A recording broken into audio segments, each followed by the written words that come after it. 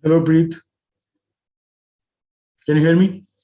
Okay, let's get started. I'm really sorry the WhatsApp stopped working. I don't know. It has started happening with me quite often, but I don't know the reason for this. Okay, so let's get started. So today, hopefully, in fact, today will be our last class regarding strategic, management that we were covering for A2 business, and then we'll go back and continue with our A2 economics classes. Okay, now in today's class, I'll do a very quick recap, right? So that you get to understand everything that we have done so far within strategic management, right? So let's get started over here.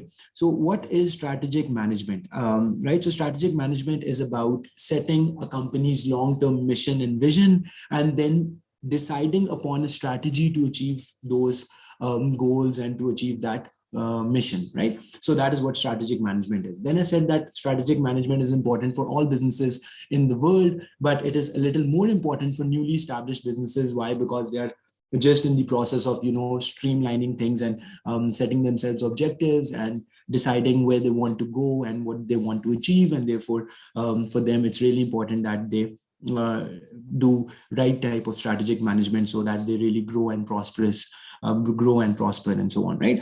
Okay, now strategic management is divided in three parts, and it is always like this, right? So whenever any business is implementing strategic management, it will go in three steps, right? Or it will go in three stages. What are the three stages? Strategic analysis. So the first thing is to analyze where you stand right now, right? What is your competitive environment? What are your strengths? What are your weaknesses? And how it relates to your competitors. Then comes in strategic choice. Strategic choice is about choosing most appropriate strategy to achieve your objectives, right? So, I mean, again, just like in strategic analysis, there are different tools and models that you use to decide or to identify where you stand relative to your competition. Similarly, in strategic choice, there are different models and tools that you use to choose most effective strategy to achieve your objective. And today we'll talk about strategic implementation, which is about executing your chosen strategy and making sure that you implement it in most effective manner. The way selected strategy is implemented by the business and what factors are considered important while doing that and why, right? So how to effectively implement your strategy, that is about strategic implementation, right? Okay, now in strategic analysis, we'll not do detailed recap of this because we have already done this, right? But we'll just kind of quickly skim through what we have done so far. So in strategic analysis, we have talked about SWOT analysis, we have talked about pest analysis. We know how these analyses are used and how these tools are used to see where business is standing right now, and what factors are expected to affect your business performance, right? So that business managers can take necessary action in timely fashion, right? So they can take necessary steps and actions to make sure that whatever factors are likely to affect their business, whether positive or negative, they can take control of that, right? Then after SWOT and pest analysis, we talked about Boston Matrix. What is Boston Matrix? It is about product portfolio. It analyzes what are different type of products that a business is selling and how well each of these products are doing. That's Boston Matrix. Then comes in Porter 5 Forces. Porter 5 Forces is another model that analyzes the level of competition that exists in the market and the four factors that you consider, even though it says Porter 5 Forces. I mean, so technically, the fifth factor is just the competition in the market, right? So how much competition in the market there is will be based on four factors, which are bargaining power of buyers, bargaining power of suppliers, threats of new substitutes, and threat of new entrants, right? And that helps business identify how much competition there is in the market and how a business can take necessary steps to reduce that competition, right? So Porter 5 Forces. Then comes in Prehult and Hemmel's core competence model. So this is about identifying whenever business decides to do something different, something new, then it will identify whether for that action a business needs new competence or an existing competence, and whether the business will be entering a new market or an existing market, right? So you would remember we made Hamel and Prehult's metrics right? 2 by 2 matrix. And on one dimension, you have competence, existing competence and new competence. And on the other axis, you have market, either a new market or an existing market. So we did this for Tesla firm, and we saw, you know, how would a business, categorize it different actions. Okay. Now, then yesterday we talked about strategic choice. Now, what is strategic choice? It's choosing the most appropriate strategy, right? So in soft metrics, I'll give you a quick recap over here. So what was in soft metrics that is about?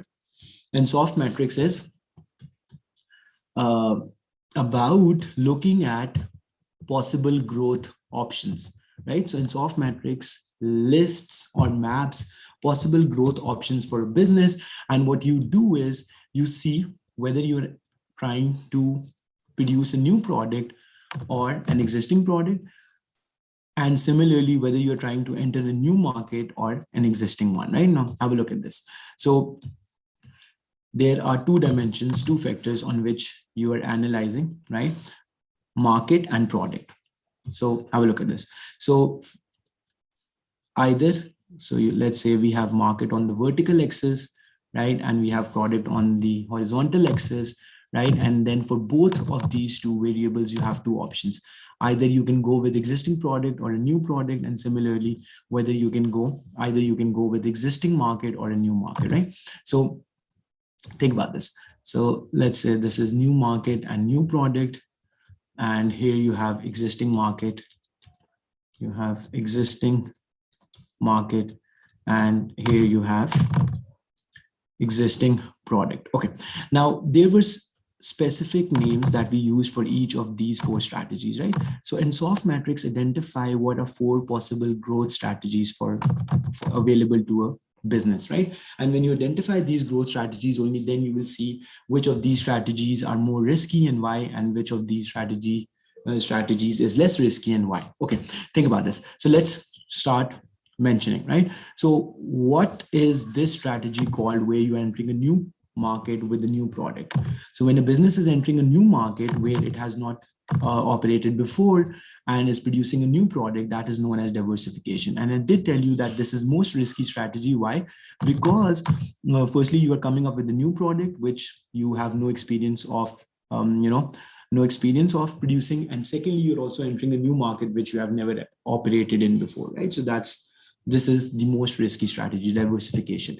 Then you have existing product and existing market, right? So this is known as market penetration. So for the same market that you have always operated in, you want to capture a bigger share of the market. This is known as market penetration. Then you have existing product but a new market. What is this called? This is known as market development, because what you're doing here is that you're trying to develop a new market but with the same product that you have always produced. So perhaps for Samsung, if you remember, we took example of Samsung yesterday, and we said that if Samsung enters into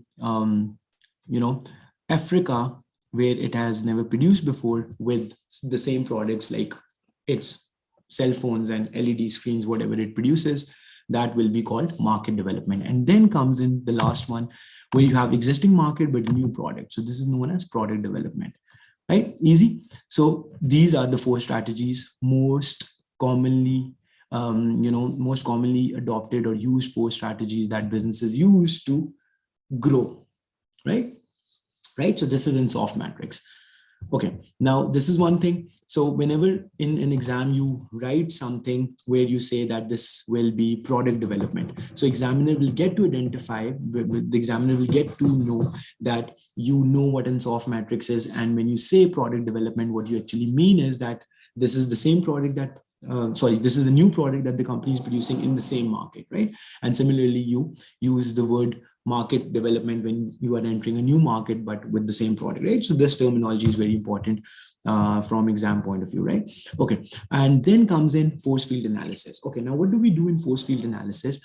This is a relatively simple model in which what you have to do is simply to take a business decision and then list all forces that are in favor of that decision and all forces that are against those, right? Okay, think about this. So let's say yesterday I gave you an example. Let's take another example today, right? So let's say if Pizza Hut decides to introduce, right? So we are doing force field analysis for this business, Pizza Hut, right? Force field, force field analysis, right? Now, what we do in this tool is we look at the decision that a business has to take, and then we list forces that are in favor of it and forces that are against it, right? So let's say Pizza Hut thinks of uh, introducing burgers, right? Is thinking about, right? So Pizza Hut is always known for its pizzas, right? About producing burgers, right? Okay. Now, if this is a decision that needs to be taken, right, then what are some forces which will favor this decision and what are some forces that will oppose this decision, right? So this is what force field analysis is. Forces in favor of and forces against. Okay, now let's just quickly do this so we get a better idea of how this is done. For instance, okay, now the first thing is, since we know that there's already a lot of competition in burger market, right? Pizza, like McDonald's, KFC, Hardee's, right? So all these fast food chains, big known fast food chains, are known for their burgers and all that stuff, right? So definitely one thing that will go against this is that there's already a lot of competition in the market, right? And beating this competition can be really difficult for this new player, right? Which is Pizza Hut. A lot of competition, right? So that's something that they need to be careful with.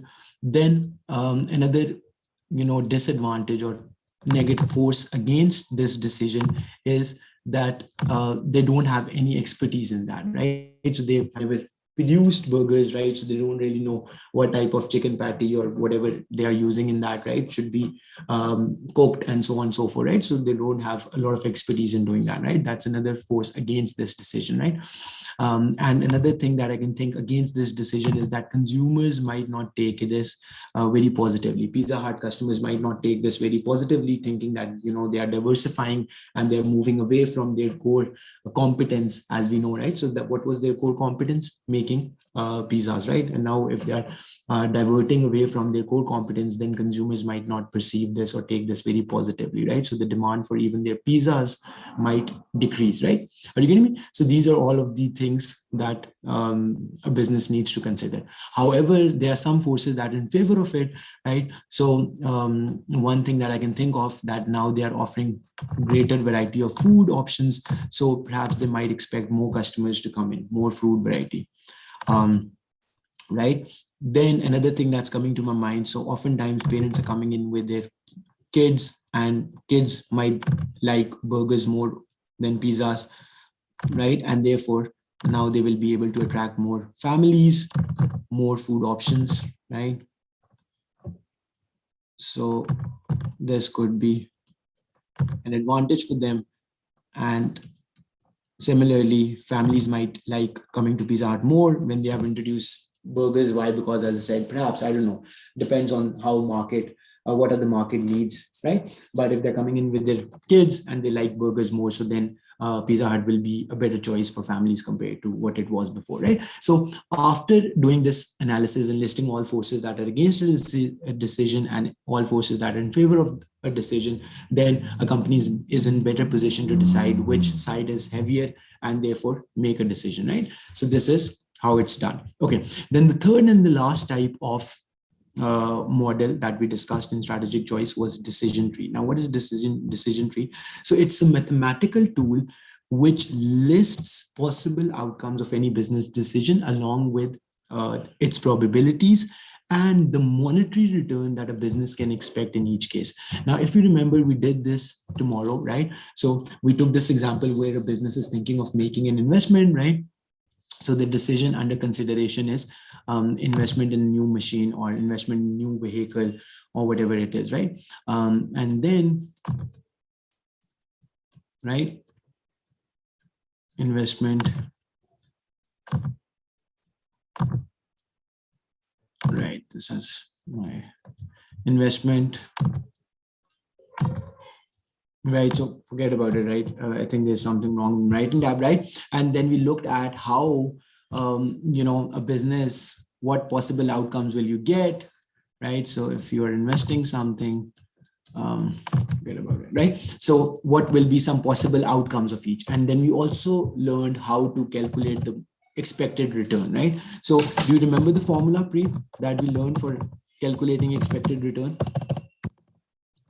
on any decision, right? So if let's say there are three possible outcomes, right, of any decision tree, and there will be three branches showing that, right? Now expected return would be equal to probability of scenario A, right? So there will be different scenarios. So what is the probability of scenario A, right, times scenario A, right? So this is just the name of the scenario. You can say scenario 1, scenario 2, scenario 3, or you can say scenario A, B, and C, right? So what is the probability of scenario A multiplied? So this star means multiply, right?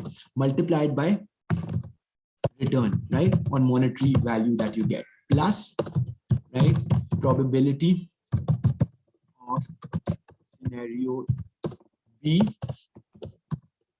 times, right, its return, or whatever monetary value you can expect in that scenario, right? And the last of all is probability scenario C times return of C, right? Return of C. Similarly, in this case, it will be return of option A, right? And in this case, it will be return of B. Is it making sense, Preet? Right? So when you do this, you will get to find the expected return of any decision that a business is thinking of making, right? So that is how you calculate expected return based on a decision tree. Based on a decision tree, that's how you calculate an expected return. Is this simple? Is it making sense? Right. And move on. Right? Okay. Now this is strategic implementation. Now we are coming to, this was strategic choice, and now we are moving towards strategic implementation. Okay, great. Now, what is implementation? It is about the execution part, right? So strategic implementation, it is about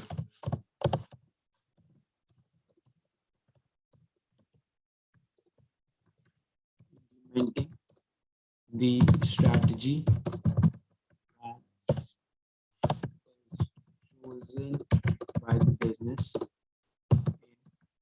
strategic choice, right? So a business has already completed the first two stages of strategic management, which was analysis, analyzing where a business is standing right now. The second one being strategic choice, using tools to identify most effective strategy to implement, and now comes in the third and the final stage of implementing and executing that strategy, right? So what is strategic implementation? It is about implementing the strategy that is chosen by the business in strategic choice, right? Okay, now think about this. Now what we need to do in this, right, there are a couple of smaller topics, subtopics within strategic implementation that we'll talk about. But first thing that you have to think about, what factors business consider when making any change, right? Or you can say implementing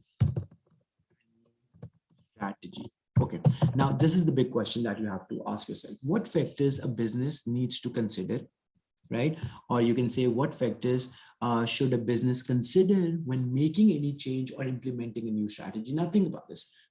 Let's first understand clearly what this means, and then we'll jump to this part. Whenever a business is implementing something new, right, or implementing some strategy, right? Now, it's not that, you will just do something, some magic trick would be done, and all of a sudden the business will start operating in a different way, right? So what is business made up of? Business is made up of employees, right? Humans. So at the end of the day, you have to be very careful as a business manager, and be mindful of that. How will this change affect your employees? How will this change affect your team members and your organization as a whole, so that you make sure that you implement it in a smooth manner, right? Are you getting me? So what factor business needs to consider when making any change, implementing a new strategy, right? So think about this.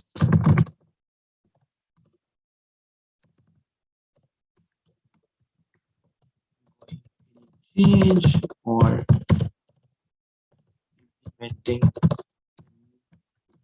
strategy, then it should be mindful of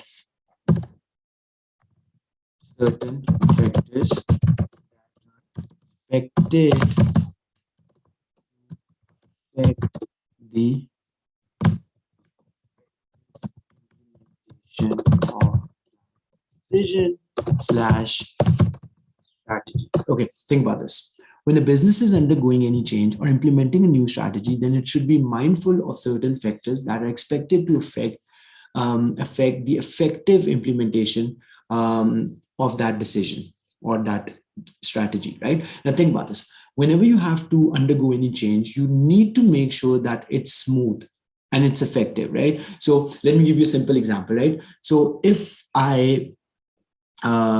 let's say I want to improve my teaching quality, right? It's a very simple day-to-day decision that we all make every day, right? So if I want to improve my teaching, then one strategy that I've thought about is to, kind of go over the content that I'm expected to teach in a certain class, and then before my class, so that I know exactly what I will teach and how I will take my class and so on, right? Now, this is the strategy that I've identified for improvement to help me achieve better teaching quality. Then there are a couple of factors that I need to make sure are, are aligned with this implementation, with the implementation of this strategy. Like for instance, so before each of my class, I will make sure that I have 15, 20, 25 minutes, whatever time it takes me to recap the content that I want to teach in that particular class, right? Are you getting me? So until and unless I don't have that time available before my classes, then I will not be able to implement that strategy in an effective manner. Similarly, think about this. If I want my organization to implement a new strategy, and that could be any new strategy that we will minimize our wastage, we will minimize our expenses in the businesses, in the business, and we will do a couple of these things, right? And therefore, since I know that all these changes will affect my employees and will affect my team members and so on, then I need to make sure that all factors, other factors are taken care of, so that I get to implement this strategy in a smooth manner, right? So we'll discuss a couple of more examples as we move forward, so that you get a better idea on how this works, right? Okay. Now, what is strategic implementation? It is about implementing the strategy that a business has chosen in its strategic choice, right? What factors what factors a business needs to consider when making any change or implementing a new strategy? Now, think about this. When a business is undergoing any change or implementing a new strategy, then it should be mindful of certain factors that are expected to affect, or the word that you can use over here is influence, the effective implementation of that decision slash strategy, right? These factors include, right? So what are these factors? And I'll tell you why each one of these is important, right? So just this expected to affect the effectiveness of any business decision are as follows. Think about this. First, we have organizational culture, right? Why is that important? We'll get to find out. Then it is organizational structure. So some of these things you might be already familiar with. Some of these words might be new to you, but don't worry, I'll explain you all in detail. What is organizational culture? What is organizational structure, right? Contingency planning. Contingency planning. This might be a completely new word for you.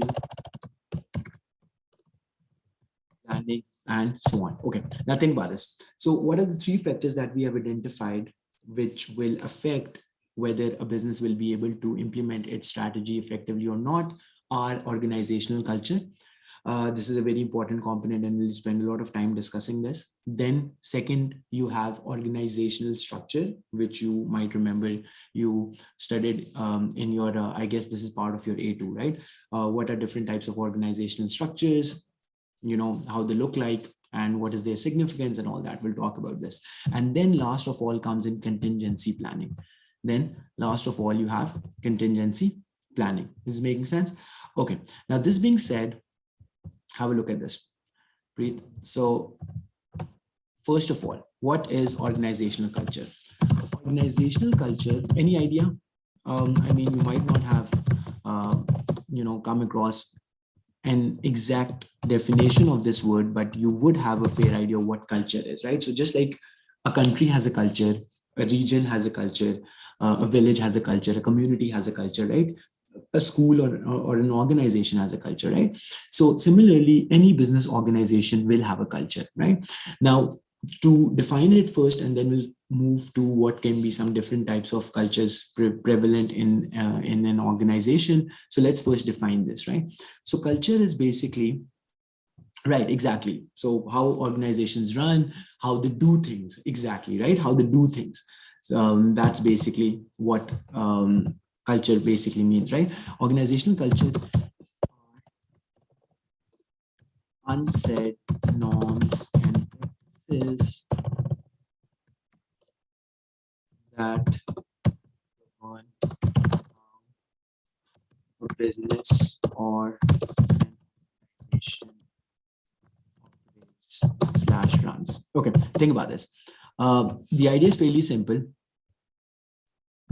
right? So think about this.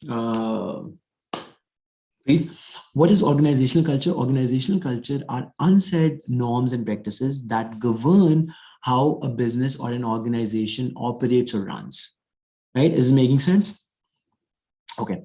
And this is very much the definition of any type of culture, right? So, I mean, if I say this is Pakistan's culture, what I basically means that this is how we do things, right? But in this case, obviously, organization has a particular objective, it has a particular vision. So when we say organizational culture, we mean how things are done and how things are how things operate, what are some norms and practices, how business is managed and run and operated, and so on. Okay, now following are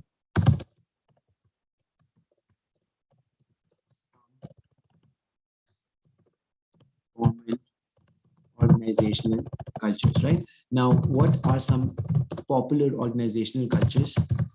That is what we're about to discuss, right? So the first one is, there's no as such ranking in it, but these are just different types. People culture, then you have task culture, we'll discuss each one of these. Then you have power culture, right? People culture, task culture, power culture, right? And right, I think, and entrepreneurial culture, right? Okay. Now these are four very popular ones, and these are also part of our syllabus, so we'll discuss each of these. Okay, now think about this.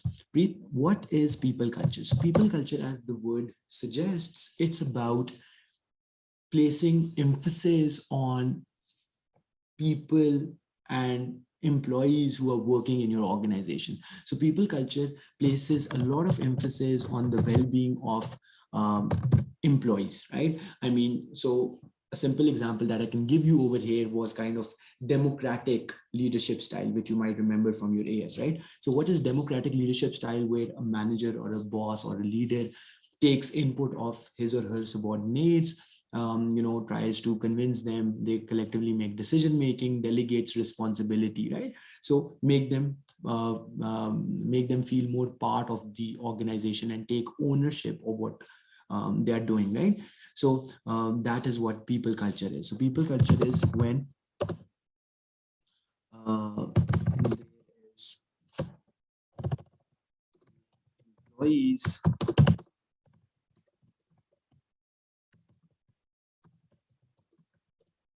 are um,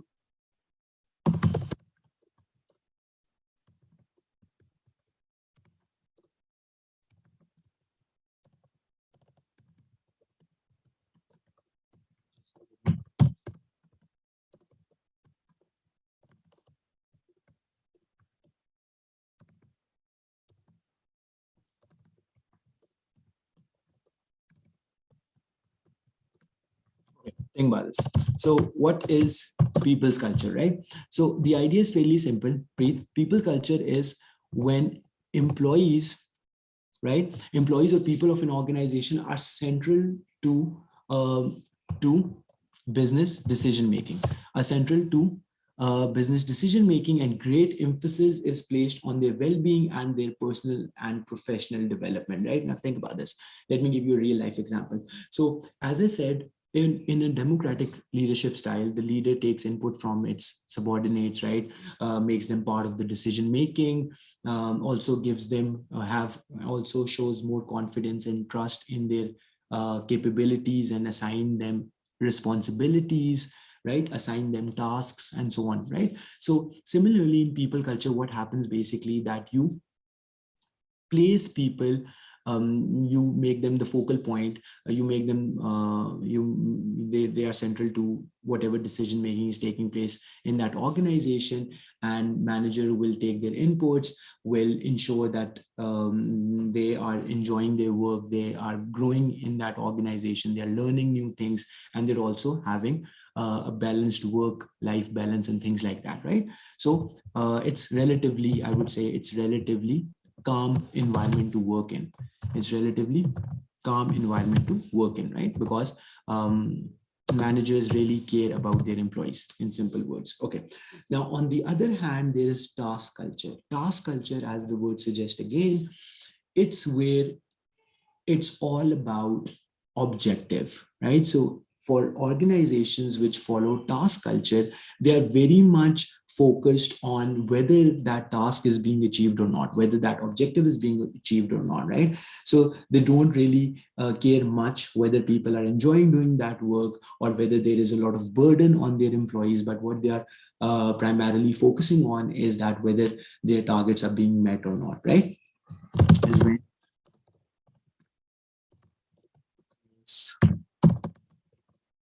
Emphasis achieving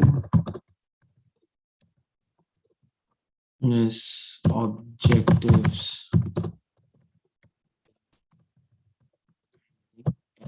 right? Okay, think about this. So what is task culture? Task culture is when managers place excessive emphasis on achieving the business objectives more than anything else, right? So all they care about that the objectives are being met, right? How? I mean, they don't really care if for that people have to put in extra effort and they are, not being able to maintain their work-life balance. Even then, they don't care, right? All managers care about is that they achieve their targets, right? Deliver the results that managers want them to, right? So it's kind of more competitive culture, you can say, right? Competitive work environment which cares less about well-being and the targets of more about business targets. This is making sense, Preet? Right? So they don't really care about whether people are enjoying their work or not, but instead they are more focused on the work. They are more focused on objectives being achieved. Okay, then comes in power culture. This is another very interesting type of culture that can exist. This usually exists. Power culture usually exists in smaller organization. Now, what is power culture?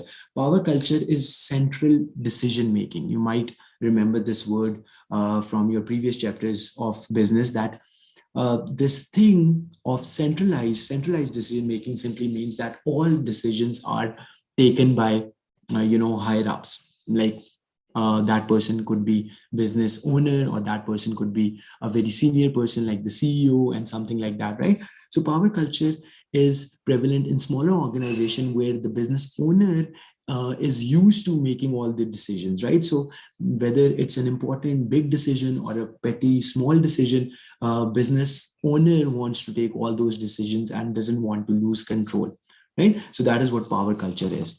Power culture is mostly, right? Can you see my screen? Mostly in smaller organizations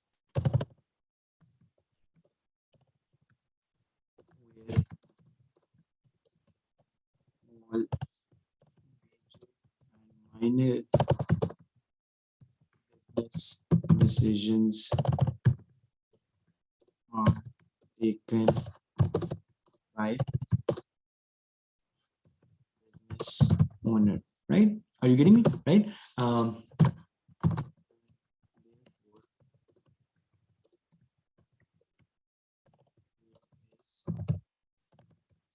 Central decision making. Is it making sense, Preet? Okay.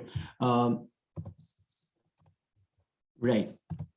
Business owner or owners or whatever, right? Now, power culture, as I said, is usually prevalent in smaller organizations where the business owner gets to retain and maintain all the control in the business by making all the decisions and making sure that every decision is taken by that person, right? So that is power culture. And why I'm saying that it is only prevalent in smaller organizations, because think about this: for an organization to grow and expand, you have to delegate tasks, right? So I mean, you can't grow as an organization without letting some work being delegated to your subordinates, right? And we know in larger organizations there are a lot of levels or layers of management, and every level or every layer of management has its own unique responsibilities and so on, right? So that means that senior management is looking after bigger things, then comes in middle management that looks after something less important, and then comes perhaps another layer where those managers are looking after something even less significant or less important than what the higher ups are looking at, right? Are we getting this, right? And then comes in the fourth and the last type of culture, which we define as entrepreneurial culture. So in entrepreneurial culture, as the word suggests, it encourages employees to be more creative and to take their own initiatives, right? So they don't stop people from taking risks and chances and making their own decisions and being more creative, right? And this type of culture is more prevalent in creative industries, right? I mean, think about this. If you think of a entertainment industry, right, where I don't know, they are making, let's say, some movies or some seasons or whatever, right? So there it might be expected of all employees to be more creative and to take initiatives and risk and so on, right? Because only then that company would be able to deliver in the best possible results for their customers or whatever, right? So entrepreneurial culture is when employees are encouraged to take initiatives and be creative, right? And learn from their successes, right? I mean, so they do not give a clear-cut instruction manual to their employees, and instead they encourage people to explore different options and different possibilities, and take initiatives and see which things are working and which things are not working, right? Is making sense? Right. Okay. So you have to leave in 5-10 minutes, right? Okay, no worries. So we'll try to wrap this up. So we are almost towards completion of this, right? Okay, great. Now, this being said, then we have organizational structure, right? So we don't have to go in detail about what organizational structure is, but we will just do a quick recap of what we already know from our previous lectures, right? So organizational structure, Preet, is basically, or as we say, organizational chart or organizational structure, is the system in which organizations employees are divided in different levels or hierarchies, right? So think about this. So we know what right, different levels of hierarchies, right? Okay, what is organizational structure? So if you remember, we talked about this in our, I guess, AS, that all employees in an organization are divided in different groups and categories. And why is this helpful? Because it helps employees understand that who are the people that they are responsible for, or who are the people who are reporting to them, and who is the person to whom they are reporting, right? So if you look at the organizational structure, it will start off with the board of directors, who are on the highest position of any company or organization. Then comes in the CEO, and then comes in, managers, and then assistant managers, and so on and so forth, right? Now, why is this thing relevant to what we are discussing? So whenever there is any strategy or any decision being implemented in an organization, Preet, right? So we did say that you have to make sure that it is implemented in a smooth fashion, right? So it's implemented without any resistance. It's implemented without any friction and resistance and so on, right? Now, organization structure is something that is expected to change when there is any major change happening in an organization, right? So let's say if a business is thinking about starting a new product, or entering into a new market, then most probably there will be additional levels of management that you would need to introduce. Are you getting me or not? Right? Whenever a business to grow,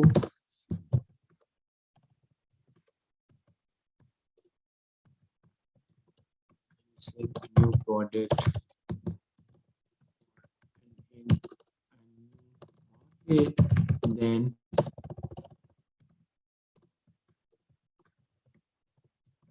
would need to bring some changes in its organizational structure. Is making sense, right?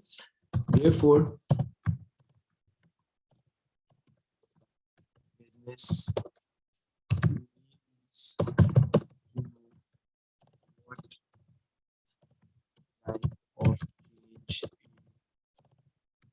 its organizational structure be most appropriate.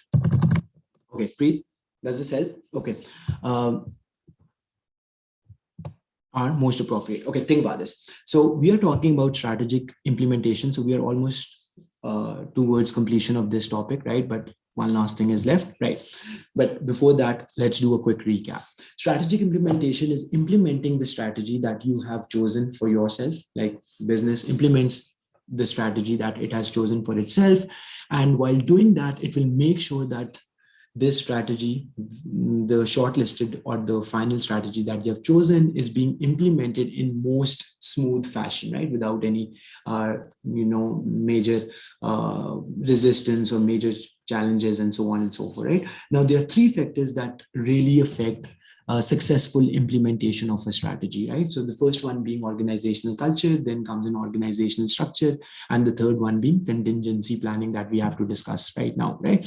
Organizational structure, we said, is basically unsaid norms or practices that govern how a business runs or operate. There are four types of culture: people culture, where people are very much celebrated, and companies placing emphasis on their well-being, and they take their inputs and things like that, right? Then comes in task culture, where company doesn't really care about the well-being of its employees, but instead it focuses on achieving whatever targets they have set for themselves, right?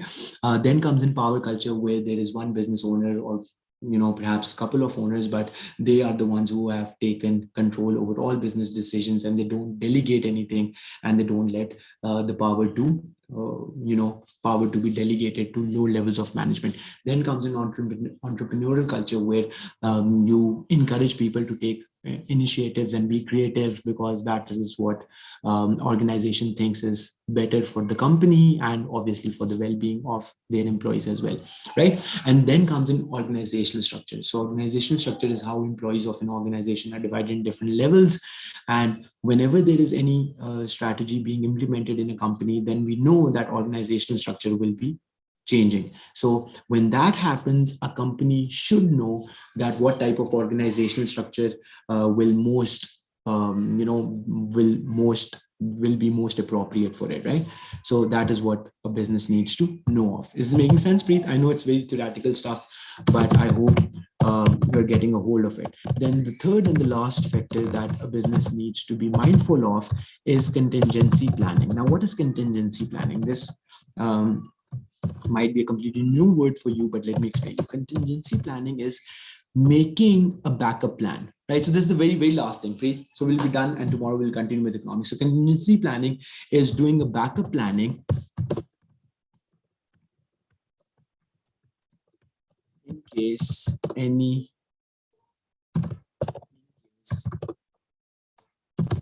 chosen strategy does not go per the plan, right? So as simple as that, right? So there's no correct way of doing contingency planning. There's no as such format for it. So you don't need to know anything in this regard, but that's all what you need to know, that contingency planning is doing a backup planning in case the chosen strategy does not go as per the plan. So one simple example of this, and then we stop our class over here. So if Samsung decides to enter African markets and sell their, let's say, same phones that they're producing in other parts of the world, and let's assume that the demand for those products are very low. They have already established a factory in Africa, and now they realized, or they came to find out, that the demand for their products is not that high and they're not making profit. Then what is the backup plan? What can they do with that investment that they've made? Should they sell all of it and come back? Should they do something else, start producing something else which is demanded more in Africa, or things like that, right? So this is what a business will always do and should do in case plan A doesn't work. Then what will you do, right? So that's what was all about strategic management, right? Great. So we'll stop here for today, and then tomorrow hopefully we'll continue with our A2 economics classes. Is it making sense? Right. So I'll see you tomorrow. Take